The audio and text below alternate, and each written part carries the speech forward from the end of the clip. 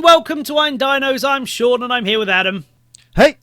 And welcome to another fun-filled Dinocast, the last Dinocast to open with us covering last month's Games with Gold. So Adam, Intertial Drift. Anything more to say on that? And is it still on your Xbox? It is still on my Xbox. I've done another level, and Ooh. I'm still enjoying it. And the story has hooked me a little bit. It's one of them I'm gonna flick to when I've got 20 minutes or something. You know, it's a nice little game I can sort of flick on and play a little bit of, and I like my racing games, and I really like that one. So yeah, good, thumbs up.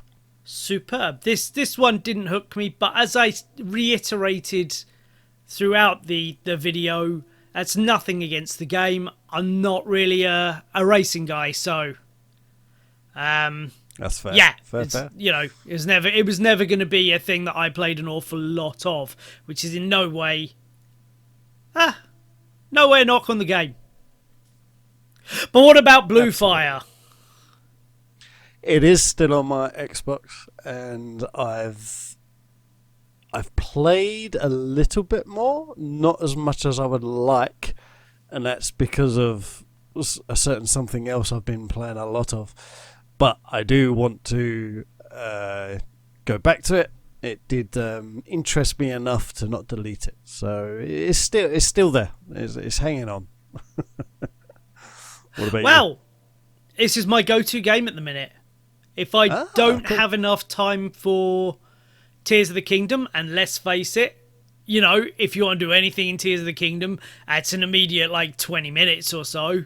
Yeah, I'm popping on Blue Fire, and I'm playing that, and I'm having a wonderful time. Yeah, no, I think it's great. It's everything I wanted from it. It was everything I was hoping for. So there's absolutely no complaints from me whatsoever. Exactly what I wanted it to be. Really pleased with it. Two good ones. Absolutely. You might as well go out in style. Absolutely. But Adam. Yes. What else have you been playing? So, probably without a surprise, I've been playing a heck of a lot of Zelda Tears of the Kingdom. Yay! I cannot get enough of that. Join the cult! Join the cult! You have no life now, there is only Hyrule. Do you know what? I'm doing this in a much more pleasing way than I did the last one. So Can the I ask, last one, just one second, can I just ask a quick question? Yo, go for it. Right, but just before you get into gushing about how great it is, because obviously... were you at any point concerned this wasn't going to live up to the hype? Because you've played the first one. Yeah. And obviously people said that was a 10 out of 10 game. And now everyone is saying this one is better. Was there any point where you thought to yourself, I don't know, or have you always just been like, it's more the last one. What is there possibly not to like? I wasn't as worried as what other people was, because barring one Zelda game, I've pretty much played them all. Name and shame. Name and shame. It's the Wind one. The Wind Waker. Yeah, that's it. That's Wind one Waker. of the best ones. I know. People keep telling me. It's like, dude, what are you doing? Fair, you can largely say that about almost every Zelda game. I mean, that is a series with an astoundingly high level of quality from start to finish. Yeah, absolutely. Maybe from Link to the Past onwards. Yeah. But yeah, no, sorry, I distract you. Go, you gush. Tell me about this game. Tell me about you playing this game.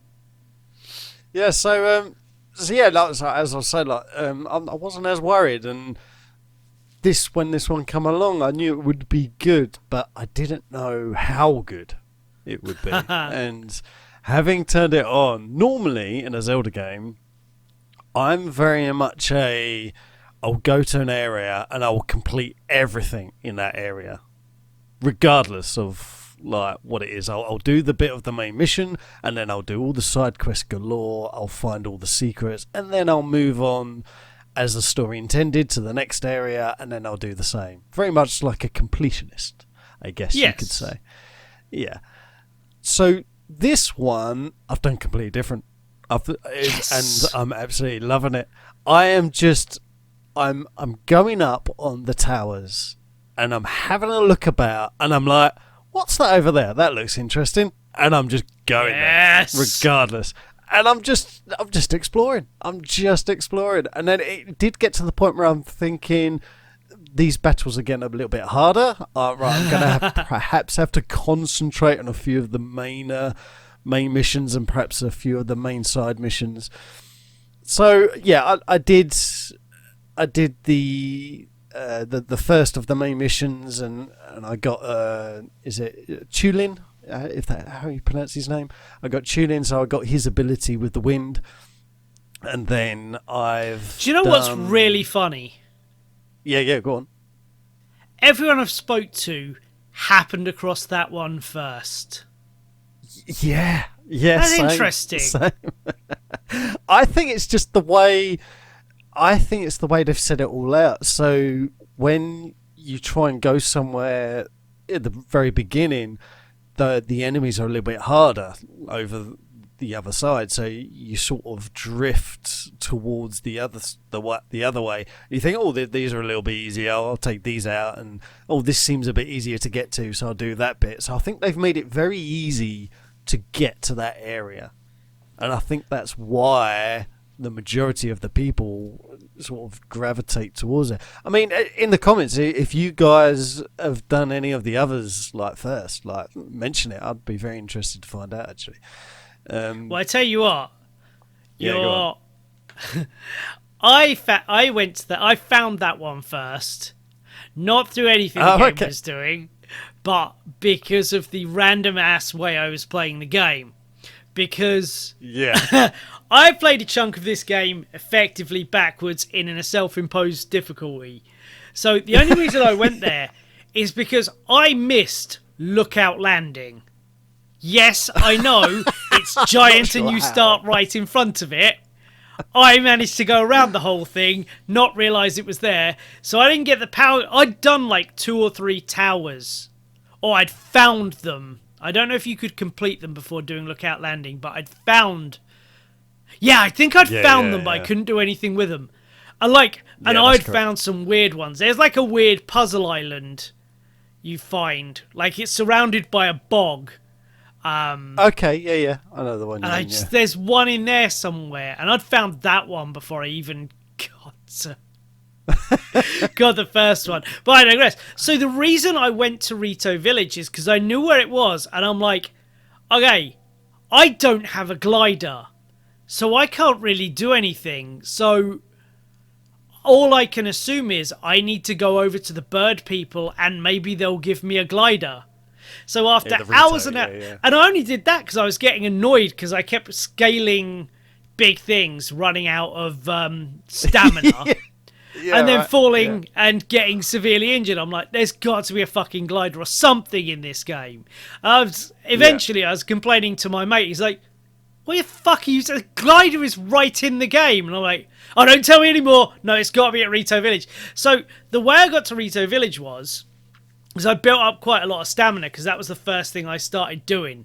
Like, I was like... Just wander around and just get distracted by every one of the shrines you can and build up your stamina. So the way I got to Rito Village the first time was from the back end, and I managed to get down into water and then climb up to it. Yes. I didn't find the puzzle with I didn't find the puzzle with fixing the bridge. I didn't find anything like that. Because I was looking for the glider. And then I find... they're talking about the quest and all that, and I'm like, no, this has got to be wrong. My buddy had told me there's a glider. I'm like, look, I've hit a wall here. I know there's a glider in the game. Can you give me a hint? And he said it's right at the. He said he didn't name it Lookout Landing. He's like, it's at the settlement right at the start of the game, and I'm like, well, how am I supposed to get back up there? He's like, no, no, no, no, no. Without giving details, when you landed, there's a big thing, right? That's when he realised I'm an idiot and I'd just gone off sideways somewhere. So I'm like, well, I have a vague idea because that was near Hyrule Castle. So then I went back to Hyrule Castle. And then I found Lookout Landing and all the stuff there. And could actually start playing the game. But I had played hours and hours and hours without it. And then... Wow. That's ridiculous. Seriously, like, because most of the people that you talk to as well will probably mention, like, I'd say about 50% of them will probably mention Lookout Landing. Yeah. If they'd mentioned it to me, I had not paid attention, or I was looking for it. I'd been up, you go where the first mission you get in Lookout Landing is to go up the castle and see all the guards. Yeah. I'd already done that. Like, oh no, this is one of my favourite things. I don't know if I mentioned this on the podcast. One of the first things you do when you meet Pura, right? Impa, the old lady who's looking at the dragon's tears. You go up in her balloon, right? Yeah. So you have to jump out of it and glide down to get out, which I couldn't do without dying. I thought the game had glitched. I reloaded it a bunch of times, and I eventually affixed some crap to the bottom of it, so I could land on that and then fall just far enough that it didn't kill me. I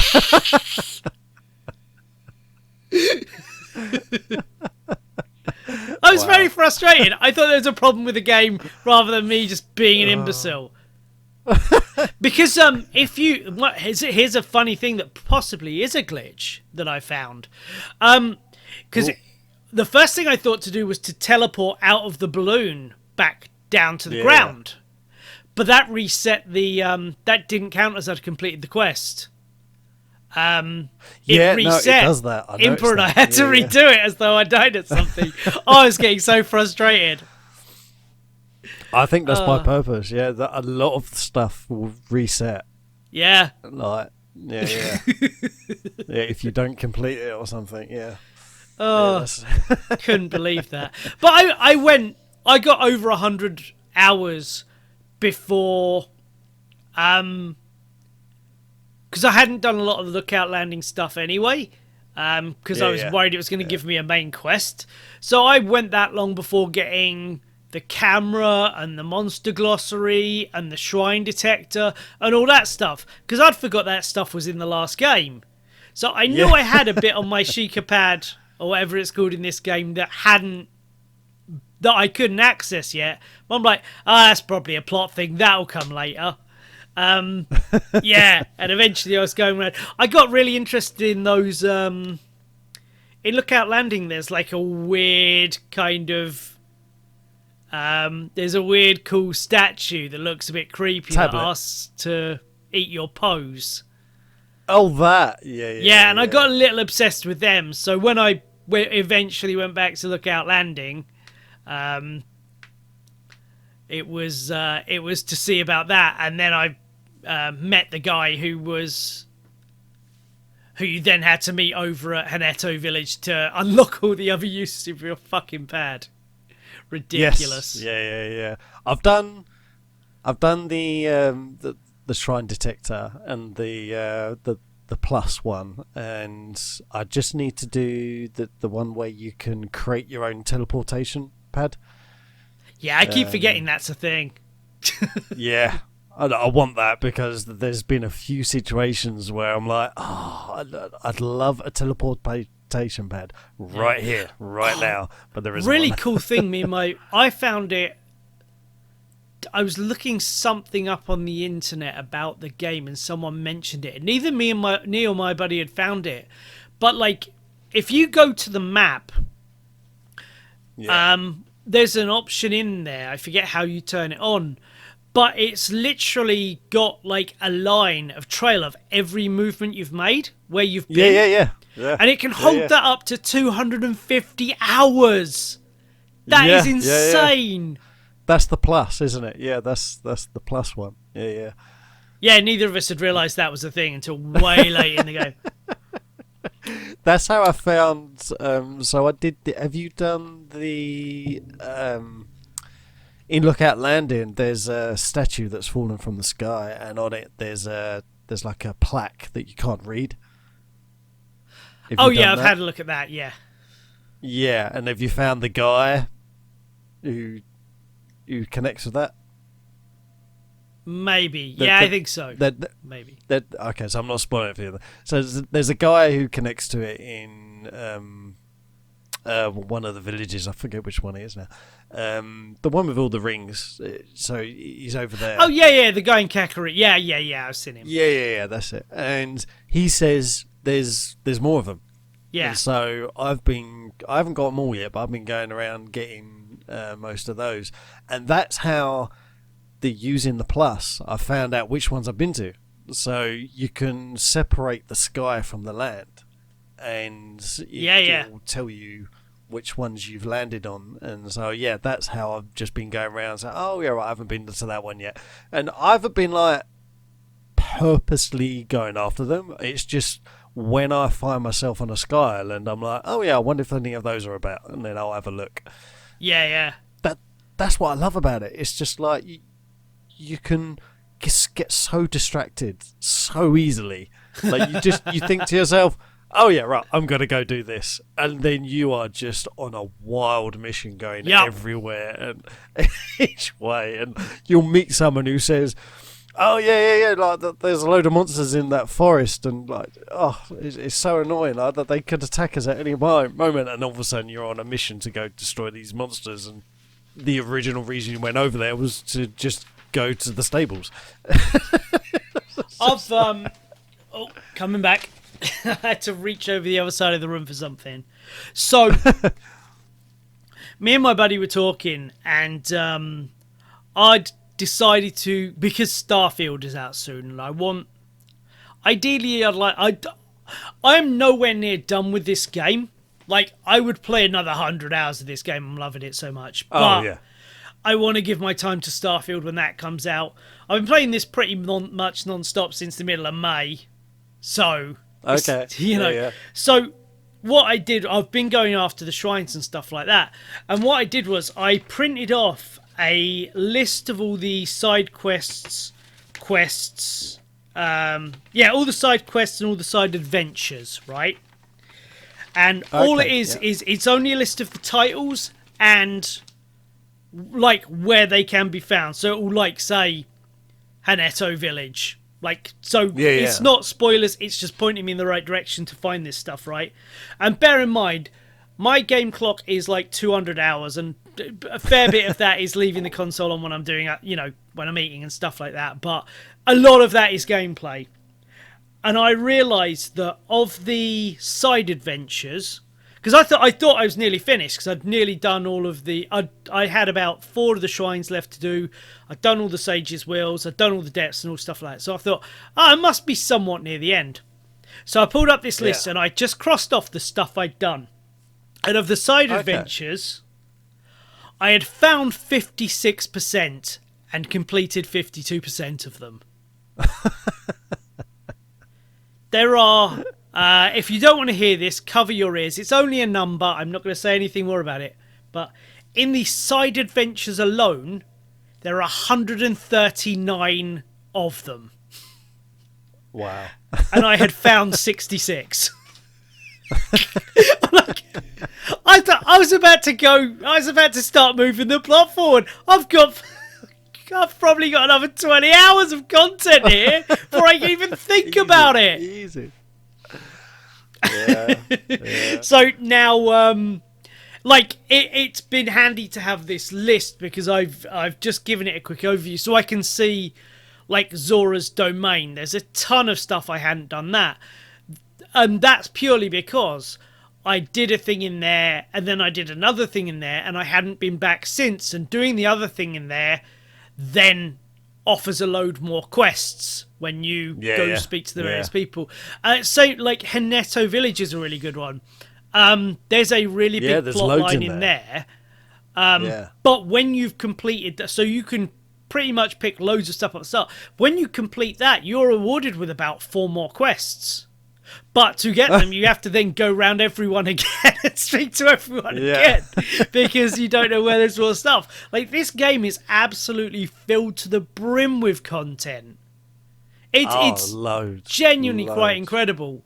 And like, I've said on this podcast, I think Breath of the Wild is an excellent game.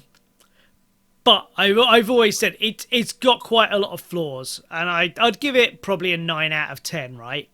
I think it's great for what it is, and when I started this game, I'm like, I'm really disappointed, because I liked fighting the big robots. I love a big robot. And the tutorial island, as I like to call it, I felt was almost identical to the last game. Like, this is the last thing I want, like... The last thing I want is this to literally be the same game. And I've now put in significantly more hours than I did in the first one. I think this, while I still think there's a couple of bits that could be improved, I would still give this 10 out of 10. I think this is perfect with room to be more perfect. This game is... Like, almost everything that was an issue in the last game for me has been completely and utterly, like, smashed to bits. Like, this game is incredible. And it's not 3 times the size, because obviously there's not that much in the sky, which is for the better.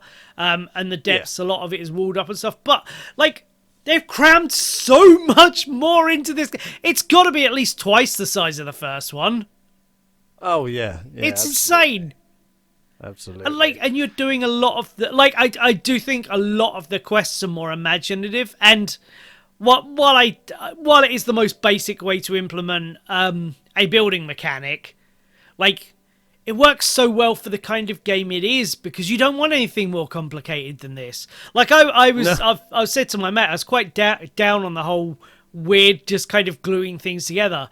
But, like, actually playing the game, where I'm like, right, okay, I need to get into that tunnel in a river, so I can just get one of these glider wings, a couple of fans, and a steering wheel. I can stick it together in about 20 seconds, and I'm on the river floating down it, and I'm like, that's actually quite genius. It's actually quite genius. And you can make some really, like, you can make some really complex... My mate shared a video with me the other day, and a guy has basically made a giant mechanical bird that he can fly. Like, its wings, like, go... They're not straight wings. Like, it's made of all the fans under it, so it furls up in an arch, and then it straightens and flattens out, and then it goes back down like that, and he's just flying around on this janky mechanical bird. It's absolutely insane. There's a tank one. Have you seen the tank one? Someone's made this massive tank, and it's like this huge fighting tank thing with wheels and like folding doors and like a little cockpit where you sit, and it looks incredible. It's like the imagination is insane. It's great mechanic to add into like a Zelda game. It's fantastic. Yeah, it's really really cool. And do you know what I'm majorly pleased with is obviously tickling my my want to build and want to repair stuff. Obviously that's all in there as well. But then I found a nice little village, and if you haven't done it, I won't spoil it, but I found a nice little village down on the beach that you get to rebuild. And it's like, yes! Yeah. I absolutely love it. It's like, so I'm currently rebuilding that village at the minute. It's quite cool. Have you... Here's another thing, because I'm not the... Because I'm having so much fun with the base games, I've not been playing around with the other mechanics. Here's another way. I was just inadvertently playing on hard mode. I'd not been fusing any of my weapons with stuff. Oh, wow. Yeah, I'd made a mirror shield and stuff for puzzles I might find in the wild, and I'd made like a fire one and an ice one just in case I needed them for puzzles and stuff like that. Or like you go into some of the Arctics and there's like big melty blocks of ice, so you get shield out and you burn it with that. But I wasn't fusing weapons with stuff at all. Mama, again, around the same time my mate told me to do that is when he told me I need to go do the fairies and stuff, upgrading my armor. And now the game is really easy again.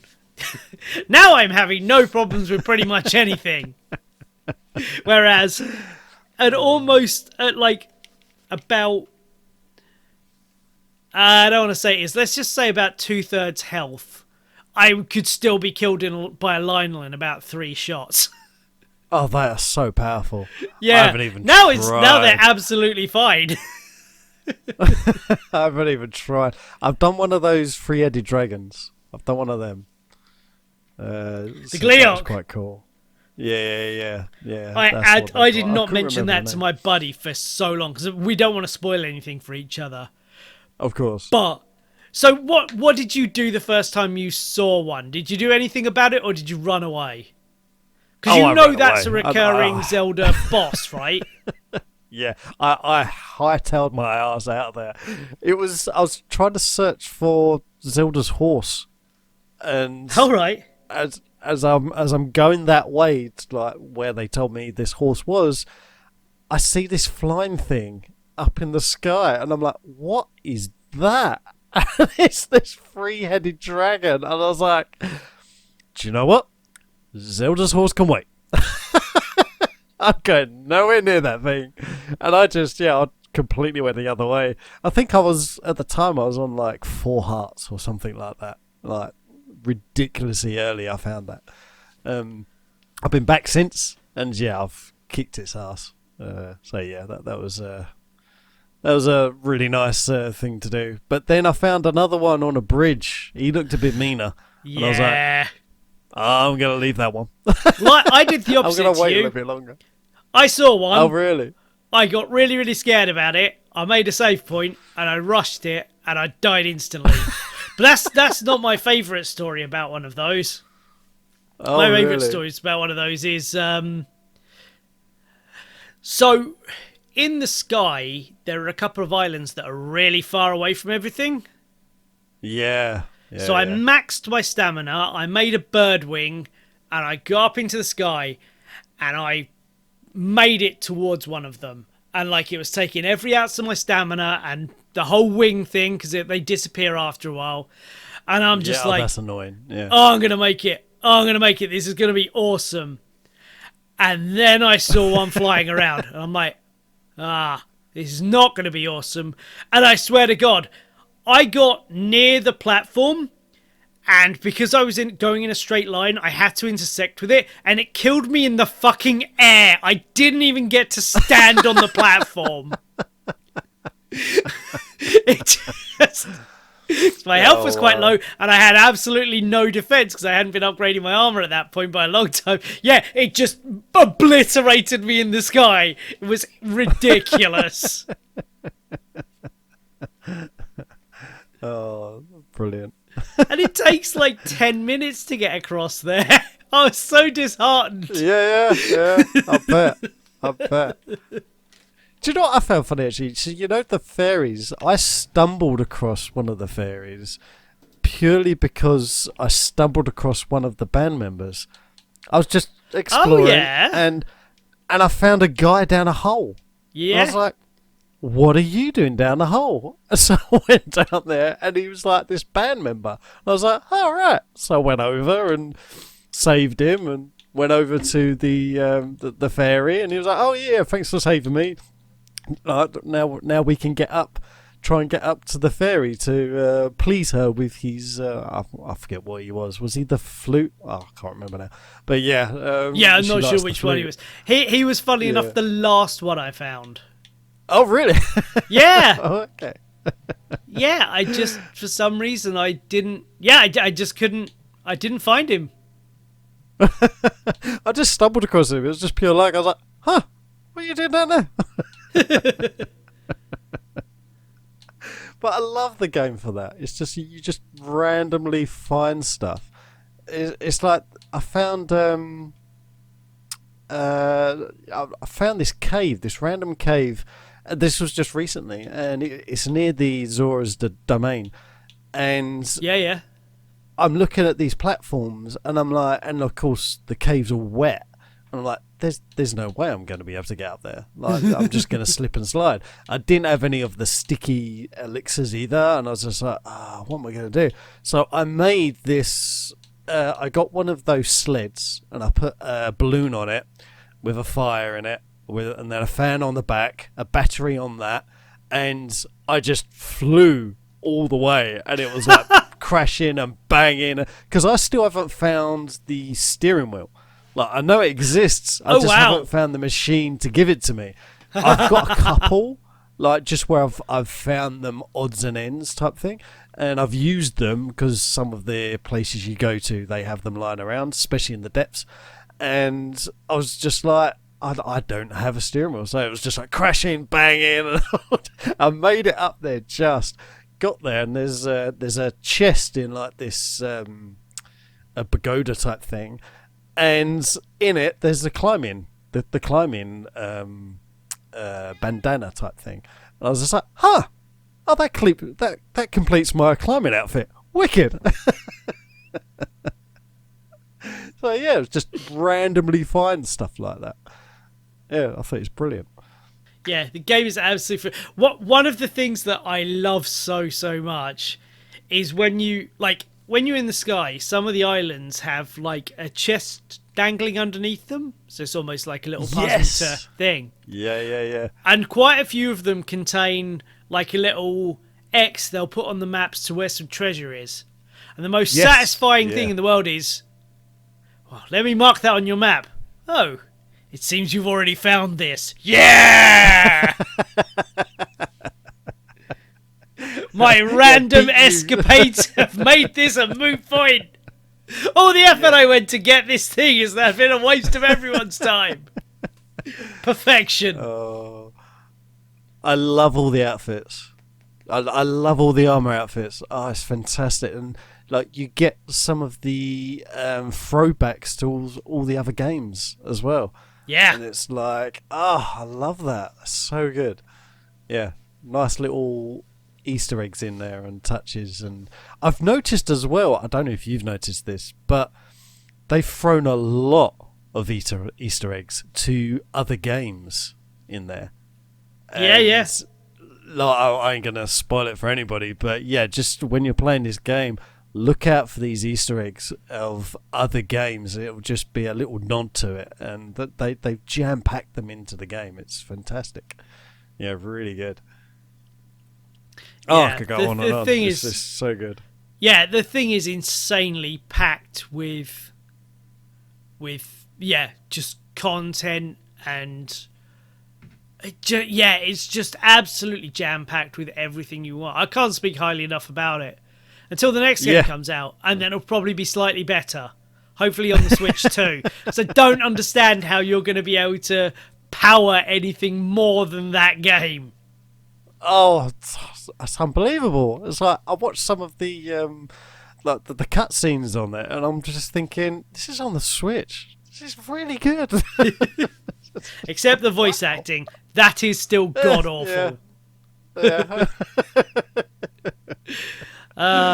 Speaking of DLC, Sega announced, I believe today, that they're giving a free DLC for Sonic Frontiers at the end of the year. So, that'll be fun.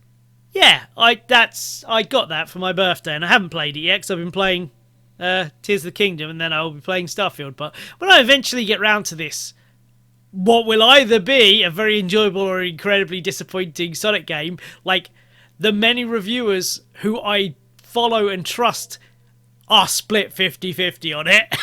So there'll be some extra stuff with some extra characters to play, which would be nice. Yeah, but no, that was a side tangent, because my head was like Breath of the Wild had DLC, so maybe this will as well, and they'll pack a little more. Oh, I hope so. In there, I think it was a shrine pack last time. Like they give another bunch of shrines, which is cool. Yeah, I quite like the shrines. A lot of people have been complaining about the shrines, that they're too easy this time.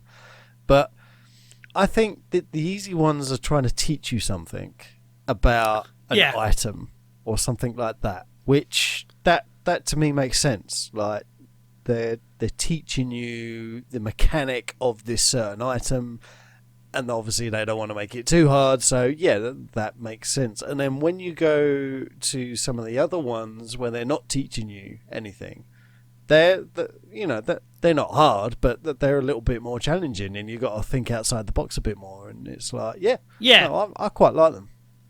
I'm happy with think outside the box. I don't necessarily want them to be hard, because if they're really like genuinely very, very difficult, they're getting in the way of me doing the thing I want to be doing. Like, yes. I don't dislike the shrines, but they should be a 2 to 3 minute diversion to help build you up for doing the thing you actually want to do, which is the main missions of the game. You know, which is dicking around in the giant sandbox. Not the main missions of the game. If you went straight and did that, I used to know someone who would get a Bethesda game and would go through the story and then look at all the side missions, and they are wrong. And I get so angry. And it's not up to me how they play a video game. Like, it's none of my goddamn business. But that's wrong. That is the wrong way to play it. It made me so angry.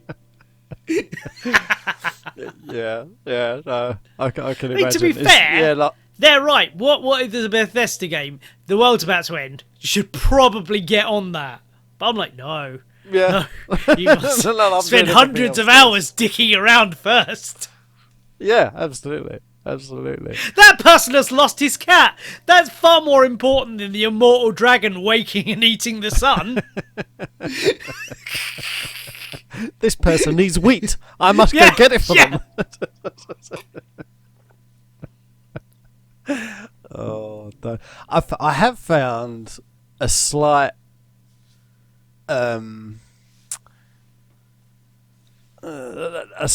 downside to one of the mechanics to Zelda, but before I say it, I completely understand why they've put it in. So it's more of an understanding hate of mine. So you know the wings that you get out of the balls, they disappear really quick. Like, you can't fly forever. That's what I was saying earlier. Basically going towards those outer islands, like, they will disappear on your ass. Yeah. But I completely understand why they've done that. It's because they don't want you to just build something and then just constantly fly around the whole entire map. Yeah, like, exactly. Forever. The entire sky would be broken if you were able to just get in one of those and fly indefinitely. Like, it would completely take away the point of there being a sky, really, because you could just walk to it at that point. I have found a way around it, or sort of a way around it. So, you know the item of the floating stones? Yeah. So this is quite a good little tip for anyone. If you're on one of your winged machines that you've built and it's about to disappear, spawn in one of those, like, literally throw out one of those floating platforms, then land on it, and then that's just about big enough for you to rebuild the same machine and then fly on your own. Yeah. I sort of discovered that accidentally because I wanted to get to an island, and I just worked my way up there, and my stamina wasn't. I think I was on just the beginning of the second ring, and so it's not full, and my battery packs weren't massive either. So I was like, okay, this is going to be difficult, but I need to get there. And as I'm getting there, I'm getting close, and I'm like, no, and I'm trying everything like to think about what to do, and then I just landed on the stone. I was like, I wonder if that'll work. So I threw it out, and it did. And my batteries lasted just long enough to be able to rebuild the machine and then go again. And Are then you? Here's another thing I found very, very late on. Because mine's not about batteries, so I'm not going to say that. But so the innate charge that Link has to power these machines. Yes. There is a way to extend that. Yeah. Oh right, you have found that. Lovely. I'm not going to say how. Yeah. Not going to say how or why or whatever, but that is. I'm up to the fourth. I'm up to the fourth battery. So lovely. Yeah. No, I've been upgrading those, and obviously you can consume those. I forget what they're called. Oh, lost my head. Yeah, the charges, the Zonai charges. The charges. Yeah, that's it. The Zonai charges. Thank you. So you can use those and keep it up. So yeah, it's just a great little trick to get a little bit further if you need it. But I love finding out stuff like that. And I was trying to build a boat and out of one of those sleds because I thought those sleds are going to make the perfect boat. No, it sinks. Yeah, I just use the wings. Yeah, the wings work. Yeah. Or I found actually the best thing is just a plank of wood. Just planks of wood and then Zonai devices on it. And that floats pretty damn well. So, yeah. Yeah. I quite like that. Well, I did... Yeah, go on. I was going to bring it to a close, but if you've got more to say... Go. Because we could talk forever. We've been going on for, probably at least over half an hour. Yeah. So, we should carry on. So, I haven't played much more other than Zelda. I've even completely now put aside my Assassin's Creed. So it's completely overtaken. I was desperately trying to keep up with the Assassin's Creed, but since my wife said, "Oh, I'm going to get you the new one for Christmas," I was like, I can wait a little bit longer for that. Then, that's fine. I'll carry on playing Zelda. I'm good. So, so what about you? What else have you been playing, if not Zelda?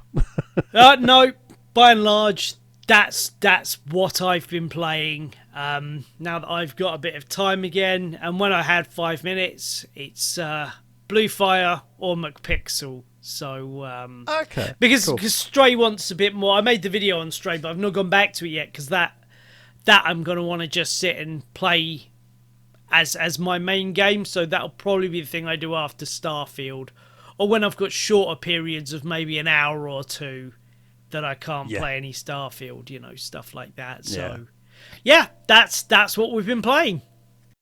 So what have you been watching, mate? I've been carrying on with the series that I've been speaking about for past two Dinocast. So, still watching the MacGyver, still keeping up with all the cop shows that my wife loves. But recently, I've been watching the World Athletics Championships.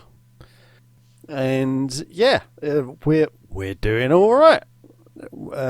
Katrina Johnson Thompson. Sorry, as the UK, we as the UK are doing quite well in the medal tables. And so Katrina Johnson Thompson got a gold. So she's the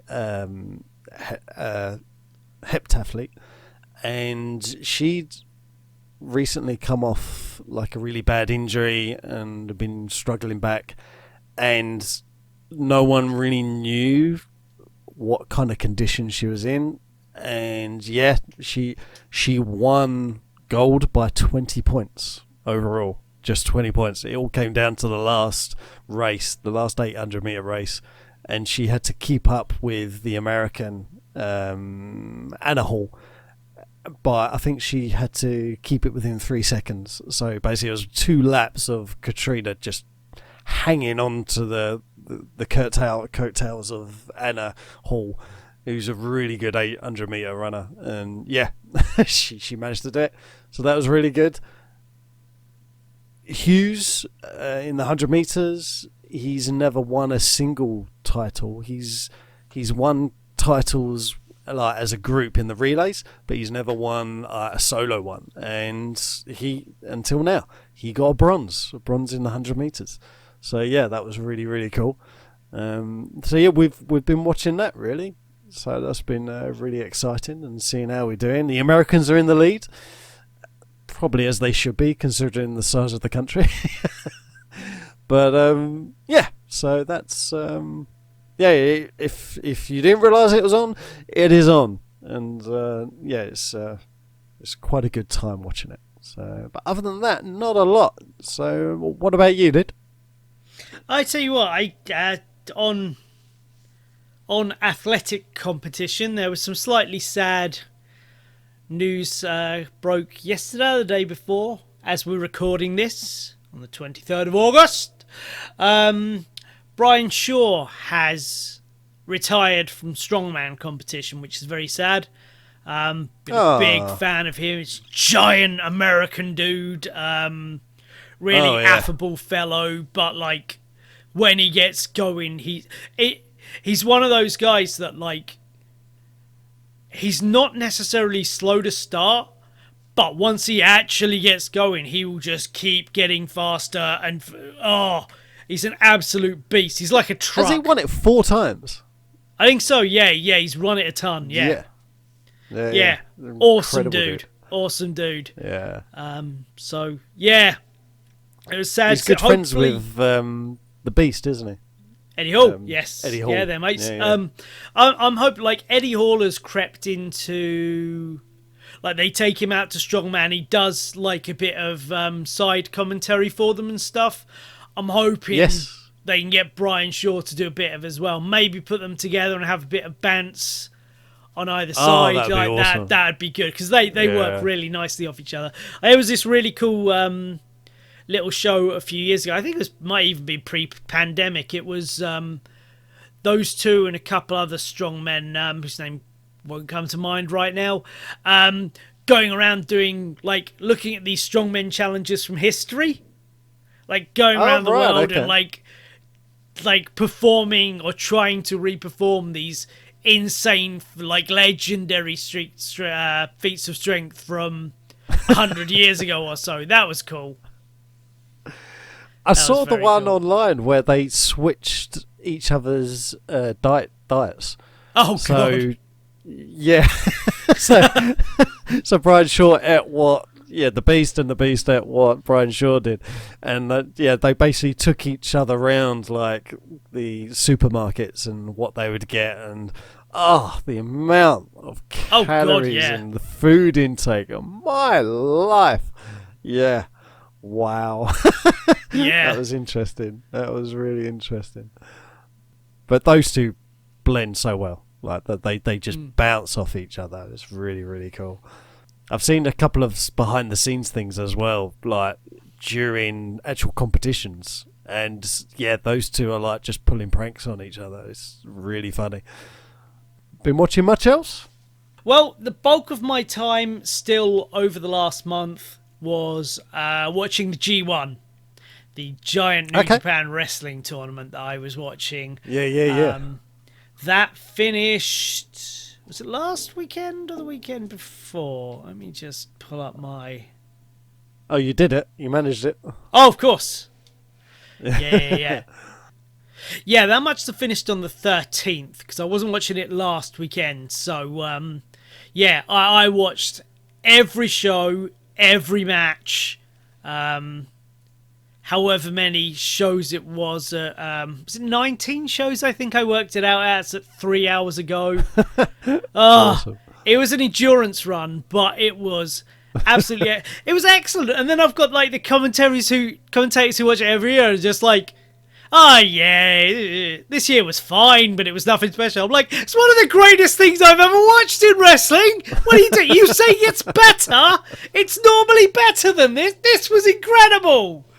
But yeah, towards the end, like some of the matches in the quarterfinals and the semi-finals and then the final itself, all absolutely excellent. Like, it made me a fan of Naito. Naito is a guy I've known for a while and I thought was pretty cool, but I never got his character. And when it's condensed like this, I finally got his character, and now I love Naito as much as everyone else does.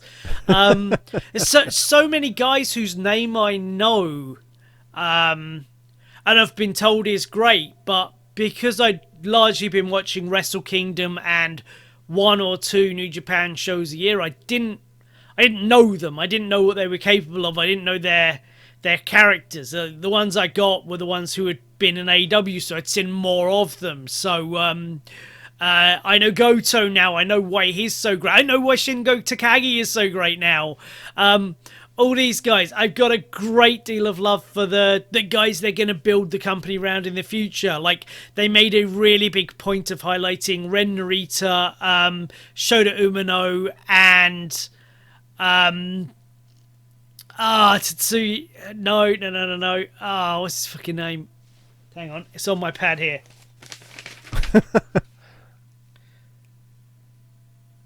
Yoda Tsuji. Yoda Tsuji's the other one. And like, okay. They spent so much time playing the idea that this is the forever feud and none of them wants to be associated. Like, they're being trumpeted as the Three Musketeers and none of them want to be that. They each want to be the one guy, so they don't want to be lumped together, which is such a great source of friction for the three guys you're going to be building your company around in 5-10 years time. Like, absolute genius. I already knew Zack Sabre Jr. He was awesome in this entire tournament. Like some of the foreign guys, like the new Bullet Club, I finally got what Gabe Kidd's about, and David Finlay, guys like that. Like, I even got a love for Evil, and when even the commentary is basically saying that Evil sucks and he's lame, and it's just like, no, I get what this guy's doing, and I thoroughly enjoy it. Like, he's a big pantomime villain in a otherwise quite serious promotion.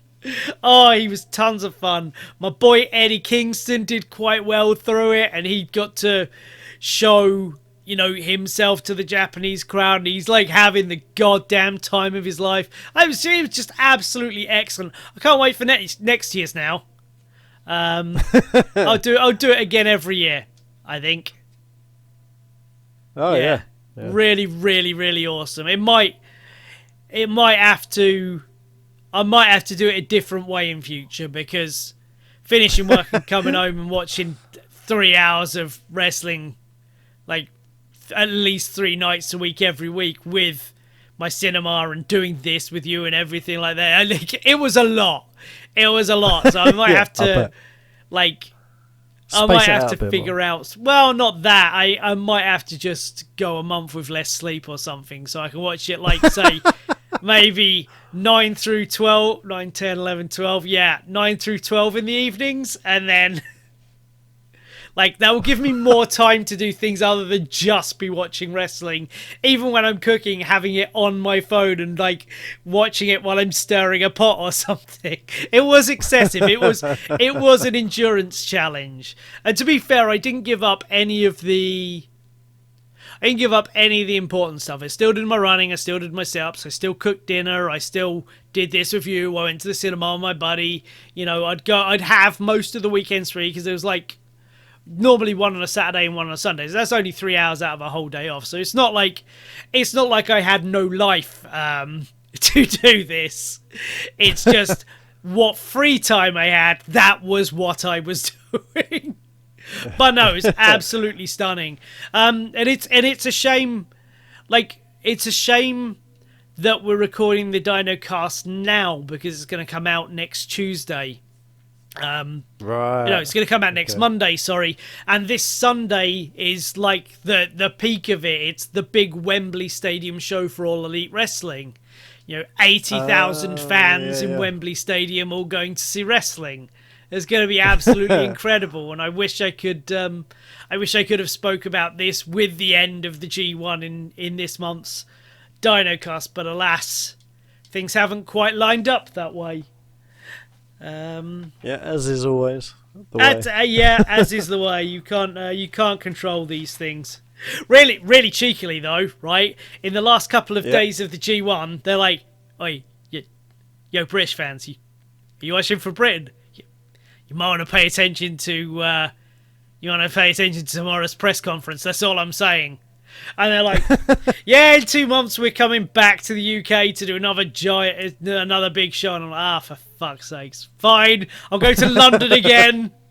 I'll spend... Well, to be fair, their tickets were really reasonable last year. I think the cheapest ticket was 30 quid.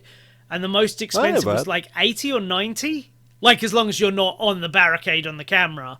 So I'll probably spend about 60 quid and go see that. So I'll pop to London and see them in October. That'll be nice. I really like... I found out about last year's with about 3 weeks before the event. And I had the money and I could have gone and I chose not to. And I regretted it. And I doubly regretted it because...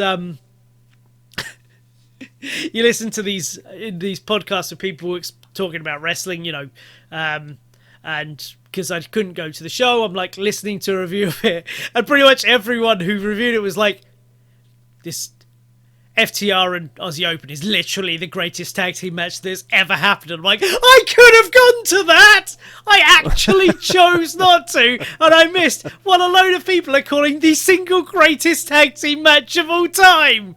God damn it! So I'm definitely fucking going this year. Even though I know it won't be the same, it won't be the same card or anything, I love enough of these people that I'll just have a wonderful time going to see that. So, yeah, that's... My wrestling fandom is at an absolute peak. I cannot wait for Saturday. It's going to be awesome. We're getting there... we're going to get there at least 3 hours before the event even starts. Definitely. Just to make sure there's no problems and I can get in there and I can buy some t-shirts, and I need the giant pink fingers with Sesame Daddy ass on them. I have to have those before the show starts. So yeah, that's a lot of what I've been watching. But I have seen some movies because I have been going to the cinema. I saw Oppenheimer at the IMAX because you have to. Oh, I want to see that. Oh, it's incredible. Absolutely phenomenal bit of storytelling. Yeah, really, really, really great movie. Good. On the other end of the scale, but I'm not going to lie, I loved it just as much. In fact, I went to see it twice, is The Meg 2, The Trench. Oh, God. Jason Statham versus giant sharks. Again, my God, this movie is so great, like, and also terrible, but it's so fun. Like, half of the story doesn't make sense, and not in like a way of, oh, well, that's improbable, that's likely. It's in a way of the evil person. Right, actually, I'm going to spoil this slightly, so if you don't want to spoil for The Meg 2 with its unbelievably obvious plot, then I don't know, skip forward a minute, but they introduce a new billionaire, the new billionaire financier for the thing. I'm immediately like, well, obviously she's the big bad guy, which she is. But in thinking about it, I turned the phrase in my head, billionaire, because she's a billionaire villain, and I'm so goddamn proud of myself, and that made me love the film even more. But like, her entire plan, right, is completely legal, and she's going around about it in the completely most insanely illegal way imaginable. She's not doing anything wrong, but the way she's doing it is so unbelievably illegal. It makes no sense. There is a, like, unbelievable bit of writing, because it's an acting... And bear in mind, unbelievable bit of writing for trash, right? You've got to... I was going to say... All of my statements end with an implied for complete trash, right? But there's this like amazing character who is Jason Statham's arch nemesis in this film, right? And Jason Statham doesn't know him. He doesn't remember him, and he doesn't in any way acknowledge this guy's rage. So there is like this completely dead serious blood feud. And it's entirely one-sided because Jason Statham's character does not care. It's one of the funniest and, quite frankly, really original characters I've seen in one of these kind of movies. It was amazing. Also, in the Chinese trailer, or the Asian trailer, I believe it's the Chinese trailer because it's co-funded by the Chinese and stuff. Like, they have a couple of lines of dialogue that introduces the Kraken. the big new threat for this one. And that is not in the film at all. Like, they don't mention it. It's just a big octopus. And quite frankly, it is at best an annoyance. It's all about the giant sharks. Which is so funny. Like, they build this thing and it's just like, nah, it's just another problem, I guess. But man, it's so much fun. The Meg 2 is just so much fun. Like, I understand that this is a bad movie. And like, I understand that it's a niche bad movie because it's a bad shark movie. So like, yeah, my mate come out of it laughing at a lot of the same things that I did, and he's like, and I'm just like, so on a trash movie kind of scale, what do you give it? He's like, I don't know, a 5. It was mildly entertaining. It didn't do anything original. I'm like, yeah, it's a 10 for me. It's a 10 for me because I love shark movies. And I love Jason Statham, and I love ridiculous, stupid bollocks. And this movie had all of them constantly for the better part of 2 hours. It was amazing, and also terrible. Is it along the lines of that there's a set of movies that I think are complete trash, but I absolutely love them? Sharknado. Is it on like the same sort of level as that? That's what I'm expecting. It's really fun, because it is a much higher budget. But honestly, it doesn't look much better because they're trying to do so much with the budget. The budget is stretched so incredibly thin that it still looks quite shit. It's amazing. Yeah, it knows exactly what it is. Very tongue-in-cheek. It's very nudge-wink at the audience. Like, the first one, I went into that movie with exactly what... Like, literally, I tell you what, in the trailer for this one, right, literally, they start by showing you a super suit. And then they start by showing the danger that they're going to get in and why a Meg's going to start out. And when it does a cut to another bit of the scene, it goes... Dun, dun, dun, dun, dun, dun, dun, dun, dun, and they're playing fucking Barracuda, which is a sea-based song. It's an awesome, jaunty one. It's a bit of a meme. And there's no fucking Barracudas in the Meg 2! Amazing! Brilliant. Oh, it's so great. It's so great. But like I say... I thought it might be one of those, like, really fun trash movies. Yeah. And I'm pretty sure that's why Jason Statham did it. It was just like, yeah. Absolutely. The dude is having the most fun. He's just having the most... Yeah. Quite frankly, all of the cast, like, sometimes you watch a movie and it just comes across like the cast are enjoying each other's company and enjoying the nonsense they're doing. And it... Yeah. I really felt it with this film. I felt like genuinely like, and maybe this is just very good acting because a lot of these people are good actors. Even if they're in trash, they're good actors. But like, no, it genuinely felt like Jason Statham and a couple of the other leads like have become friends doing this and are just having an absolute blast being in each other's company in a bit of water. Like, it was awesome. Awesome. Fantastic. I know I spoiled too much about it. There is a load of... yeah, I do want to see that. There's loads of plot in this film. There is loads of plot in this film for a film that still has very little plot. It's so... Maybe I should say there's lots of story ideas and elements in here as opposed to plot. I don't know. But I enjoyed it immensely. And I will watch it again when it's available on Amazon or something. I will watch it again in a double bill with the original. And the best thing about all of this, the absolute best thing about all of this is I found out this is based on a series of books. And I've bought the first book. No way. Yeah. So let's see what happens there. I'm hoping they're terrible. And judging from what I've seen of them, they read like trash. They certainly get to terrible, but we'll see. The author seems pretty proud of them, so I don't know. Maybe they could be good. Seems unlikely, but you know, I got the first one, so I'm gonna read it. So let's see what happens. I wonder if he sat down to write them, thinking, yeah, I'm just going to have complete fun with this and just write this ridiculous storyline. And yeah, just send it out there. So what happens? And all of a sudden they were like, "Oh yeah, we want to make a movie on it." And he's like, "What?" Well, you say that, right?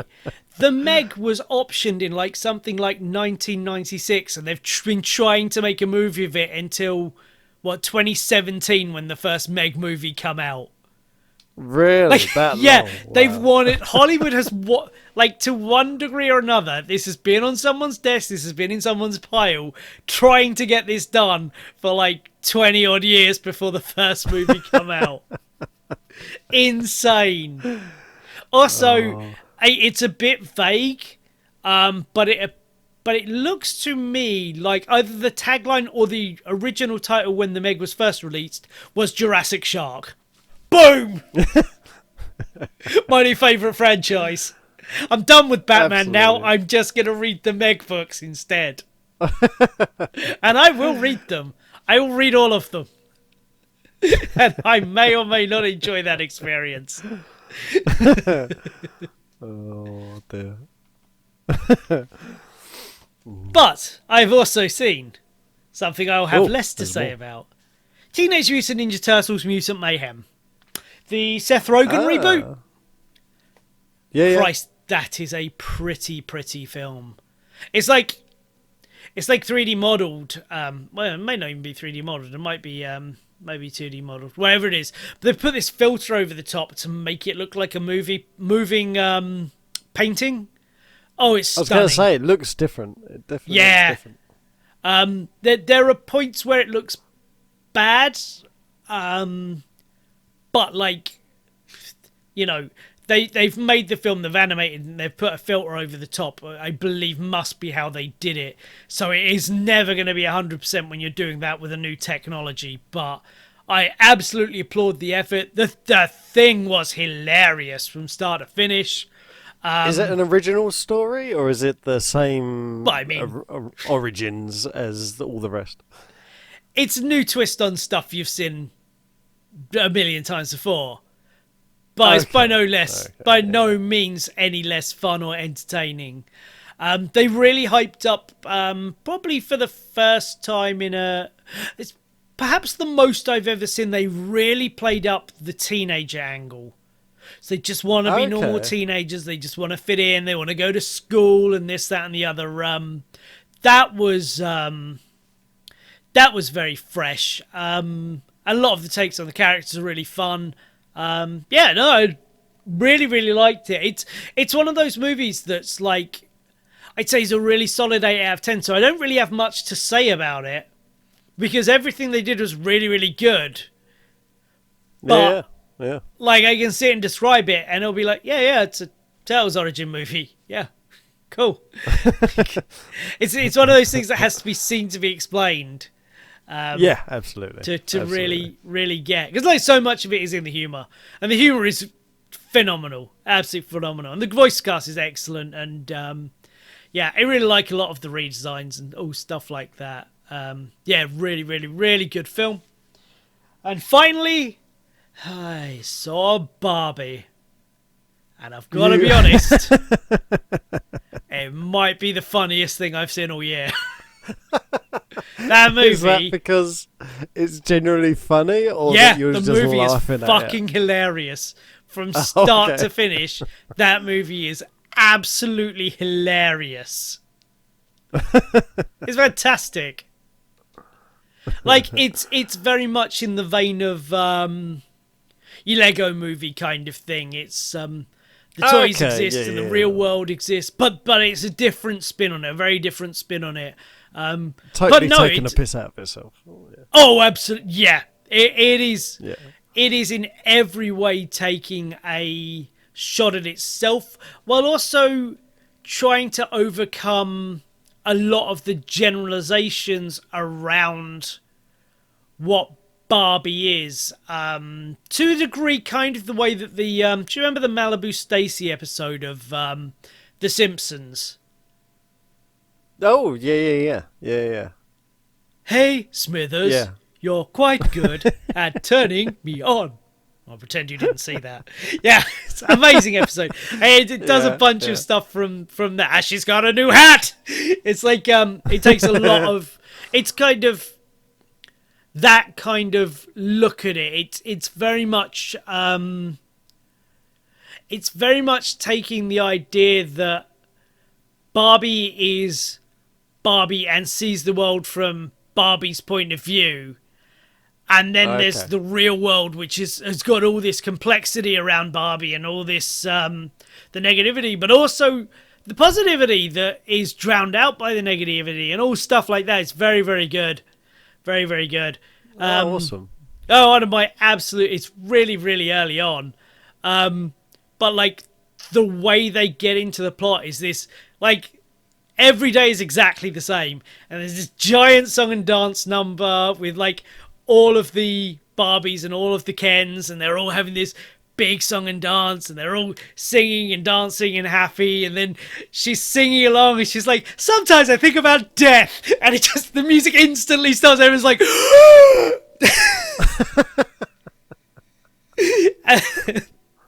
and that's what triggers the plot. It's so sudden and sharp. Like, the comedic timing of almost everything in this movie is absolutely flawless. It is an impeccably crafted film. And it's also hilarious, and it's also a giant toy commercial. So it's everything the Lego movie did. It's like, it's really great, it's really clever, it's really, really funny, and it's also a massive advert for the toys. Like, it's fantastic. One of my favourite bits of corporate bollocks is the Mattel logos around it a lot. They actually let Mattel be a character, which was quite fun. Normally they don't do that, but like, there's one F-bomb in the movie, and they bleep it and they cover her mouth with the Mattel logo. Absolutely killed me. There's a bit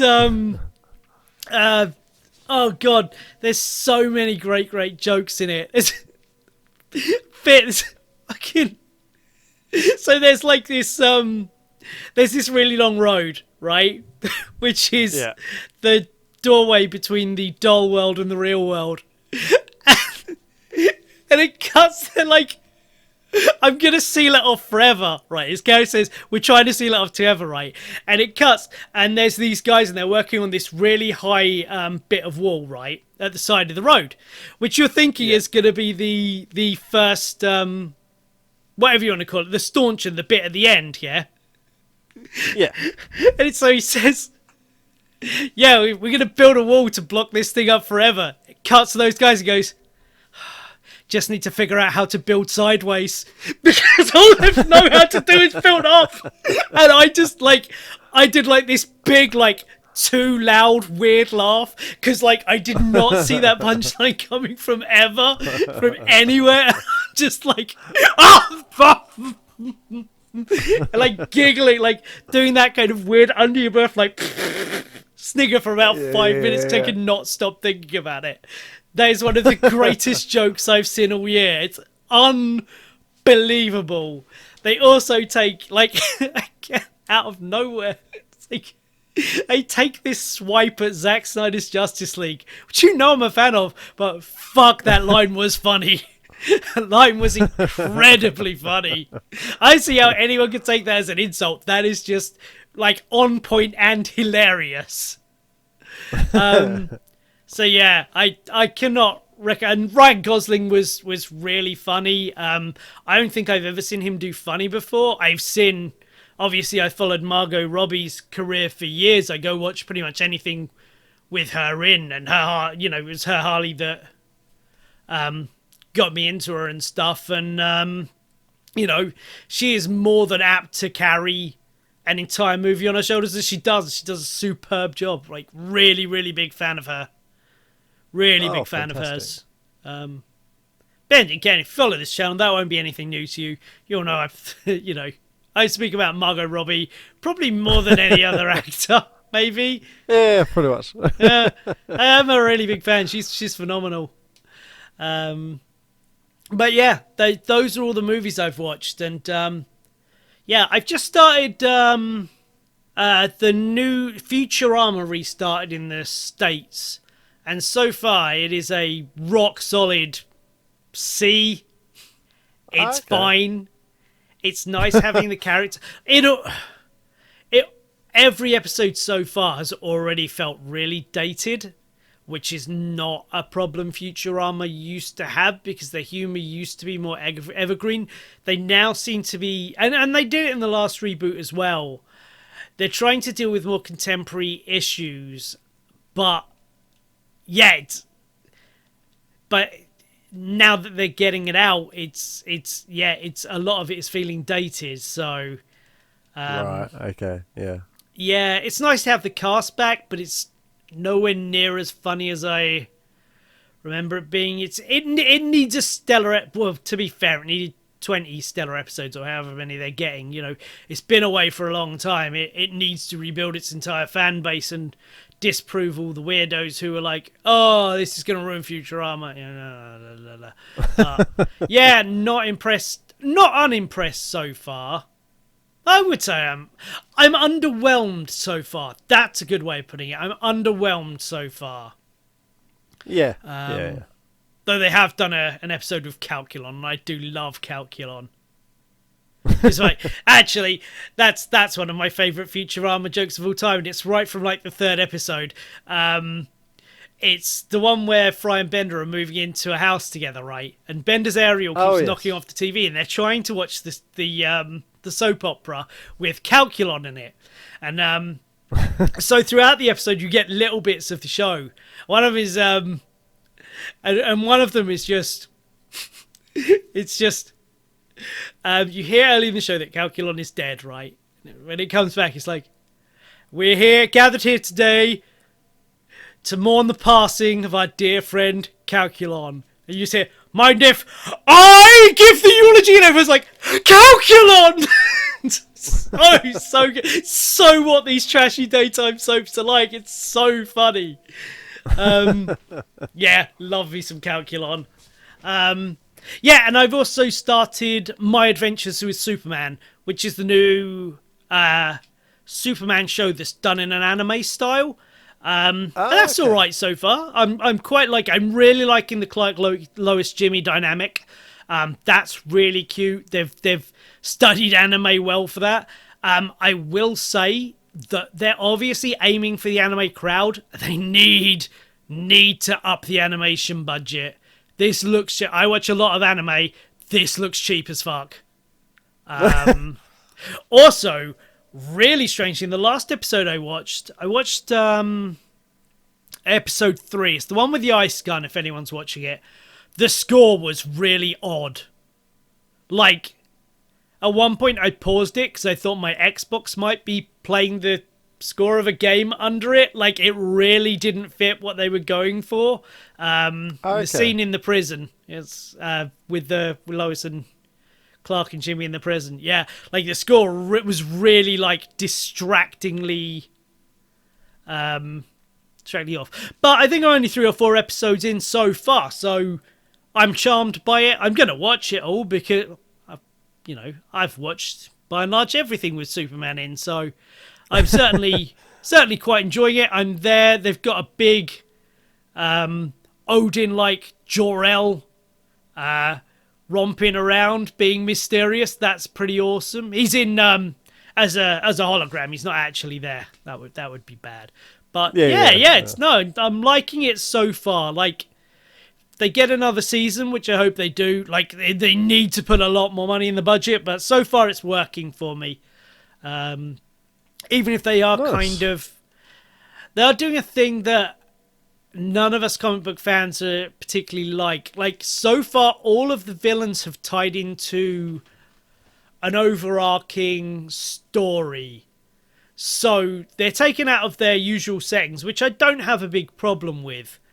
But all of them are getting their powers from the same source. And I find that very limiting in your world building. Not necessarily a terrible thing, because we're only on the big villain 2, but alarm bells are already ringing that it's all going to be this, and that's going to get old real quick. Because even if you have this big payoff of, actually it's all, say, Brainiac tech or something like that, whatever the payoff is going to be, it makes all of those other villains who are big name Superman villains appear like underlings, even if you don't intend them to, because they don't have the agency of getting the powers themselves or having their own story to bring them into Superman's world. If that makes sense. Yeah. Like it's like there's a conveyor belt and Lex Luthor's just standing there with various super rifles going, "Yep, there's yours, there's yours, there's your," it just kind of detracts somewhat from the threat of that villain knowing that all of their powers are springing from a source of greater evil. But no, liking it so far. Their Perry White is fun. He's just like stereotype of an angry boss. He's very, very fun. So yeah, that's good. And that is, with the exception of my weekly AEW, that's everything I've been watching. But have you been up to much of anything, mate? No. We've me and my family have been full on concentrating on house moving. So most of the chain now is in place, which is good. So we're just waiting on others to get their paperwork all into place, and hopefully soon we shall get a moving date, and then it will be all hands on decks. But yeah, not a lot. My son's going up to senior school, so he's been doing summer school in his new senior school, so that's been both worrying and exciting. So that's good. You've made him do summer school. You're the worst. No, it's a thing that his new school are doing to introduce all the new year 7s without the rest of the school being there. So they get to learn the school, they get to learn where to go, and but they don't get their summer holiday. Well, it's not every day of the summer holiday. Like I think it's like a total of 6 days spread out. So that's not too terrible. Yeah, it's not loads. So it's ruining his whole week, though. Of course, but yeah, I think it's a good idea. I think it's a good idea to introduce him to the school, and without most of the other years being there, and so he gets to learn who's in his year and maybe start some friendships up and stuff. So, because not a lot of kids from his current school are going to his new school. So, well, that's what I was going to ask, and keeping it vague, obviously. But is this school, because you're moving? Is this school going to be in a very different area? So, obviously, a lot of school, or are you kind of moving to effectively still within the same catchment area, but just to a different place within that area? Yeah, we're moving to closer to his old junior school because our youngest is going to that school, or at least will be. So that's one of the reasons for the move. And then he's got a high school within that area that just for some reason not a lot of people put it down, and I think it's to do with because he's got to get 2 buses. It's very short journeys on the buses, but it's 2 buses to get there. And I think that might have something to do with it. Because I think out of his whole entire school, only 3 kids are going to this school.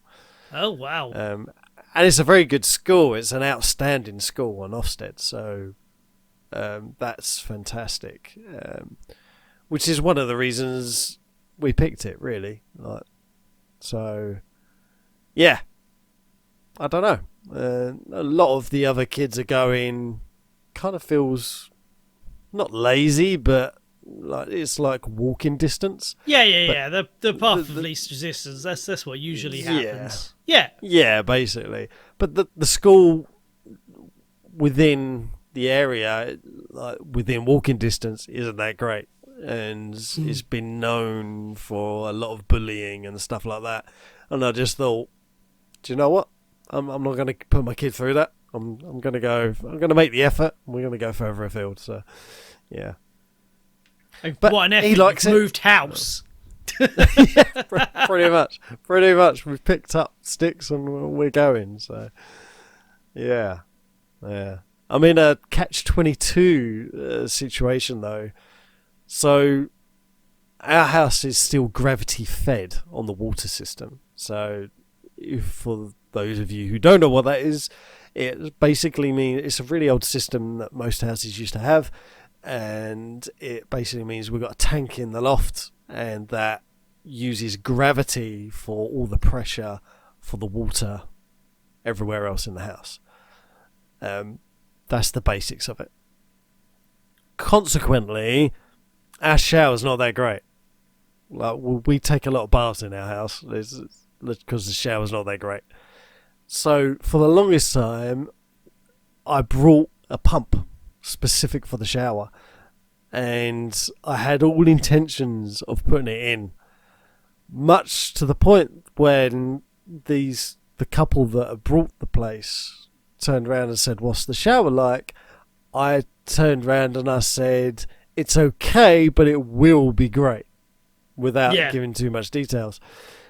And oh, fantastic. And so, but now I'm in the situation of, do I bother, or do I just leave the pump there with a note on it saying, "Sorry, I didn't have time"? I brought the pump, and I feel obliged to put the pump in now.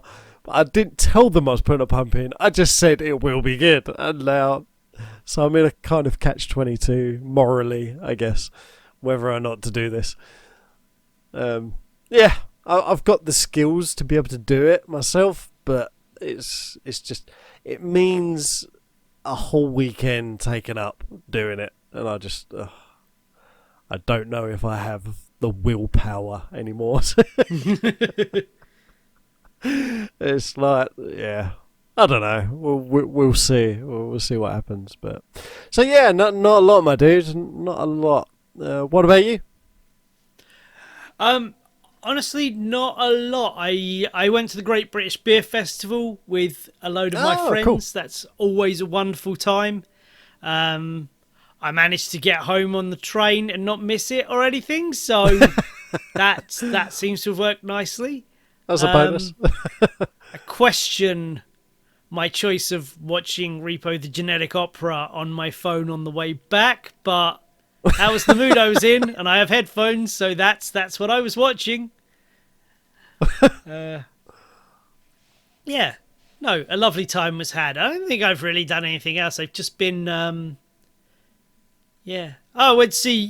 Me and a couple of buddies had a meet up at a gaming day a couple of weekends ago. My friends got like this big emulator rig with largely every video game up to about 2005 on it. Awesome. So we just sit and find random shit to play, and it's great fun. Just, the whole I saw history someone who'd built their own sort of version of it, and it's in the shape of a switch, and it sits on the wall, and it's got shelves upon shelves upon cupboards upon shelves with a big massive screen. I don't know what the size of the screen is. I'm sure it probably said in the description, but I didn't read it. But it's a big massive screen in the middle, and he goes up to the left hand side. I think that's the blue side, isn't it, on the Switch? Goes up to the left hand side, and he pushes a panel, and this panel flips to reveal a Super Nintendo with like the controllers all nicely, neatly arranged, and then he'll pull out a drawer and it's got all the Super Nintendo games you could want there, and then he'll move above it and press that, and then it's got like the N64, and he'll go to the right hand side and it's got like the original Game Boy, and then next to it like the coloured Game Boy, and he's got everything. He's got Sega up there as well, and he's even got an Atari on there, and that requires a lot more money than me and my friends have. Oh god, yeah. Do you know what? I always had this idea that when I had my own house, what I wanted was to get like these like plaques and mount on them the consoles and their required wires, so you could just take down a plaque, all you had to do was plug it in. So, like, you'd lay the plaque on the floor, just pop the connectors into what needed to be connected, but otherwise they'd stay where they were, and then you could play all of these games. What I very, very, very quickly realised when getting my own house is, your house is not big enough for that kind of shit. It just isn't. Like, and I've moved into a bunch of reasonably sized, not pokey little dens or anything, but just normal houses, and there is nowhere near enough space for what I want to do. There's not even enough space for all of my posters. You need a massive gaming room for that. It's just So that was big, like, bachelor den. That was the end of that idea. I thought it was a good idea, but hold on to the dream, unfeasible. Man. You can get there. Unfeasible. Well, it's worse now because now you need a special telly. Because obviously all those old gaming systems won't work with modern tellies. You need an old CRT, isn't it? Yeah. I can't be bothered with that nonsense. I'm just so impressed with what these guys. I just emulate now. I've got a collection of retro stuff, but most of my money goes on comics and stuff. So I don't need another active hobby taking up my money. God, no. I'd love to do something similar. I have nowhere near the amount of consoles this guy's got, but I've got a fair good collection of the originals, and I would love to do something similar to what this guy's done. And with my background in carpentry, like, I'm sure I could pull off something. But as you said, I need to wait until we're in a house where I can actually have my own gaming room and perhaps. How long till you're rid of the kids? A while yet. It will happen. Oh dear. Alright, well, on that note, is there any further business? No, just I think we need to come up with a few words to prove that these listeners are loyal. Alright, well, I think the only thing that can be said at the end of this particular podcast, at the end of this particular month, is goodbye, Games with Gold. Yeah, perfect. Yeah, goodbye, Games with Gold. There you go. Write it in the comments if you've been listening. Yep. And if you are a dirty, rotten scoundrel, you've skipped to the end to try and be part of the cool kids, writing the little phrase in the comments, which no one ever does. If you are one of those cool kids and you're trying to scam the system, I mean, if you're one of the real people, put in there, good riddance, Games with Gold. Good riddance, Games with Gold. Evil. But goodbye, Games of Gold. You'll genuinely be missed. And not just from a... Absolutely. Fuck me, it was really good. It was really good for the channel. Yeah. Goodbye! See ya!